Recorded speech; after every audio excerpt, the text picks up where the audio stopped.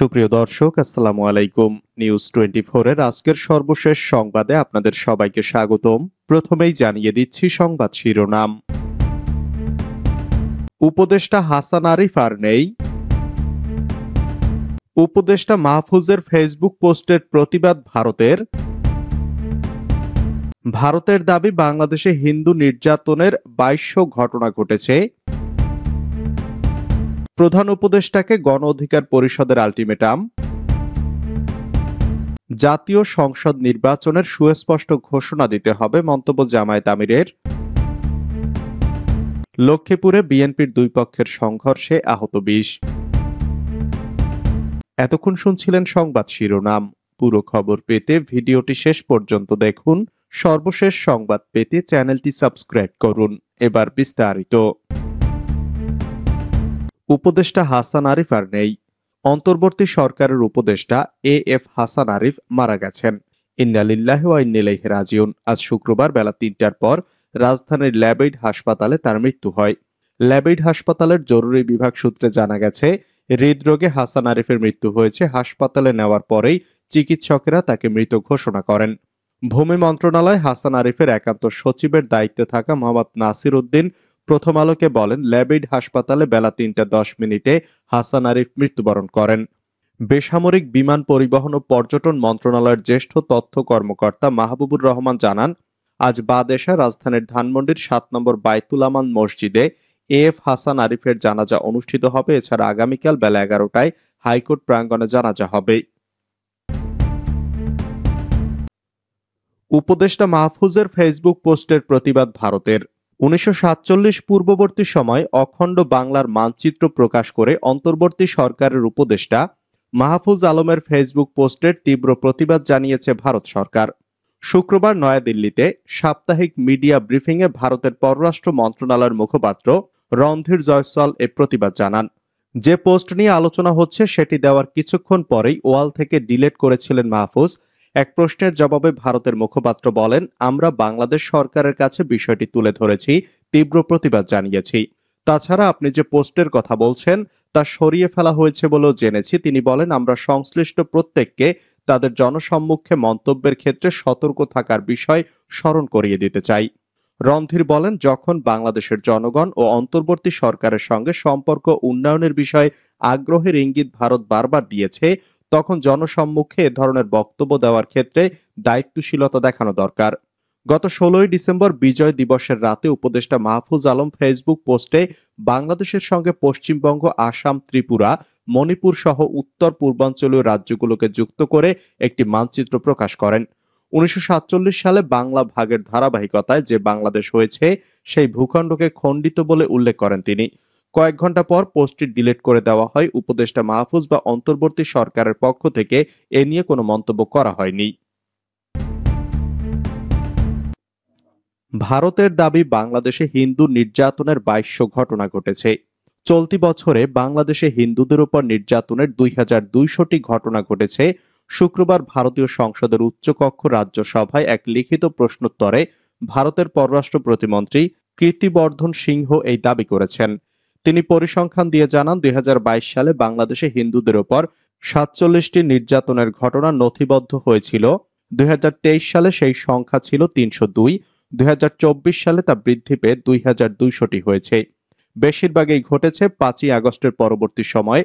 পররাষ্ট্র প্রতিমন্ত্রী আরও জানিয়েছেন, চলতি বছরে পাকিস্তানে হিন্দুদের উপর নির্যাতনের ঘটনা ঘটেছে 112টি। দুই দেশের সংখ্যালঘু এবং মানবাধিকার সংগঠন থেকে পাওয়া পরিসংখ্যানের কথাও উল্লেখ করা হয়েছে। পররাষ্ট্রমন্ত্রী বলেন, হিন্দুদের নিরাপত্তা সুনিশ্চিত করার জন্য দুই দেশের সরকারকেই জানিয়েছে ভারত সরকার। প্রতিমন্ত্রী জানিয়েছেন, এই ধরনের ঘটনাগুলিকে গুরুত্ব দিয়ে দেখছে পররাষ্ট্র মন্ত্রণালয় এবং বাংলাদেশ সরকারের কাছে নিজেদের উদ্বেগের কথা জানিয়েছে তারা। ভারতের আশা, বাংলাদেশ সরকার দেশে হিন্দু এবং সংখ্যালঘুদের নিরাপত্তা নিশ্চিত করার জন্য সব রকমের পদক্ষেপ নেবে। একইভাবে পাকিস্তান সরকারের সঙ্গে বিষয়টি নিয়ে পররাষ্ট্র মন্ত্রণালয়ের আলোচনা হয়েছে বলে জানানো হয়েছে।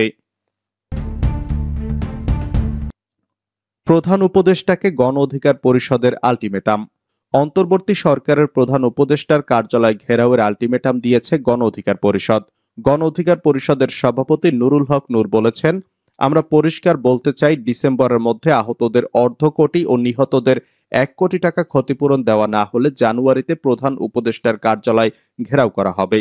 উপদেষ্টাদের মন্ত্রণালয়ে ঢুকতে দেওয়া হবে না। শুক্রবার বিকেল 3:30টায় মানারাত ইন্টারন্যাশনাল ইউনিভার্সিটির বিপরীতে হাতিরঝিলের ঝিলপাড়ে ঢাকা মহানগর উত্তর গণ অধিকার পরিষদের গুলশান জোনের উদ্যোগে জুলাই আগস্টে ছাত্র জনতার গণ অভ্যুত্থানের শহীদদের স্মরণ এবং আহতদের সুস্থতা কামনায় অনুষ্ঠিত দোয়া ও আলোচনা সভায় তিনি এসব কথা বলেন। তিনি আরো বলেন, বারবার আহত নিহতদের সহযোগিতা ও ক্ষতিপূরণের কথা বললেও সরকারের কানে পানি যাচ্ছে না। সরকারকে স্থিতিশীল করার জন্য শুরুতে দাবি দেওয়া নিয়ে বিভিন্ন গ্রুপকে আন্দোলন না করতে আমরা নিষেধ করেছি, অনেককেই থামিয়েছি, কিন্তু সরকার এখন আমাদের কথা শুনছে না। এছাড়া তিনি বলেন, আমরা বারবার বলেছি বিপ্লবের পরে প্রতি বিপ্লবের ঝুঁকি থাকে, বিপ্লব নস্যাৎ করতে অনেকে ষড়যন্ত্র করে, জাতীয় সরকার গঠন করে এ সংকট মোকাবেলা করুন। জাতীয় সংসদ নির্বাচনের সুস্পষ্ট ঘোষণা দিতে হবে দাবি জামায়াত আমিরের। জাতীয় সংসদ নির্বাচনের সুস্পষ্ট ঘোষণা দেওয়ার আহ্বান জানিয়েছেন জামায়াত ইসলামীর আমির ডাক্তার শফিকুর রহমান। তিনি বলেন, সরকার নির্বাচনের ইঙ্গিত দিয়েছে, সুস্পষ্ট কথা এখনো বলেনি। নির্বাচনের সুস্পষ্ট ঘোষণা দিলে মানুষের মধ্যে আস্থা তৈরি হবে। শুক্রবার ঢাকা জেলা জামায়াত ইসলামের উদ্যোগে কেরানীগঞ্জে ইকুরিয়া সরকারি প্রাথমিক বিদ্যালয় প্রাঙ্গণে এক কর্মী সম্মেলনে প্রধান অতিথির বক্তব্যে তিনি এসব কথা বলেন। লক্ষ্মীপুরে বিএনপির দুই পক্ষের সংঘর্ষে আহত 20। লক্ষ্মীপুরের রায়পুর উপজেলায় আধিপত্য বিস্তার নিয়ে বিএনপির দুই পক্ষের সংঘর্ষ হয়েছে। শুক্রবার ভোর থেকে সন্ধ্যা পর্যন্ত কয়েক দফায় উত্তর চরবংশী খাসেরহাট ও বাবুরহাট এলাকায় এই সংঘর্ষ হয়। এতে উভয় পক্ষের অন্তত 20 জন আহত হয়েছে। পরে পুলিশ ও সেনাবাহিনী গিয়ে পরিস্থিতি নিয়ন্ত্রণে আনে। পুলিশ ও স্থানীয় সূত্রে জানা যায়, 5ই আগস্টের পর মেঘনার চর, মাছঘাট বাজার কাঁচামালের আড়ত নিয়ে উত্তর চরবংশী ইউনিয়ন বিএনপির মধ্যে দুটি পক্ষ সৃষ্টি হয়। একটি পক্ষের নেতৃত্ব দেন রায়পুর উপজেলা কৃষক দলের সদস্য সচিব শামীম গাজী ও অন্য পক্ষের নেতৃত্ব দেন ইউনিয়ন বিএনপি নেতা ফারুক কবিরাজ। নির্বাচনের সুস্পষ্ট ঘোষণা হলে মানুষের মধ্যে আস্থা তৈরি হবে, মন্তব্য জামায়াত আমিরের। জাতীয় সংসদ নির্বাচনের সুস্পষ্ট ঘোষণা দেওয়ার আহ্বান জানিয়ে বাংলাদেশ জামায়াত ইসলামীর আমির শফিকুর রহমান বলেছেন, সরকার নির্বাচনের ইঙ্গিত দিয়েছে, সুস্পষ্ট কথা এখনো বলেনি।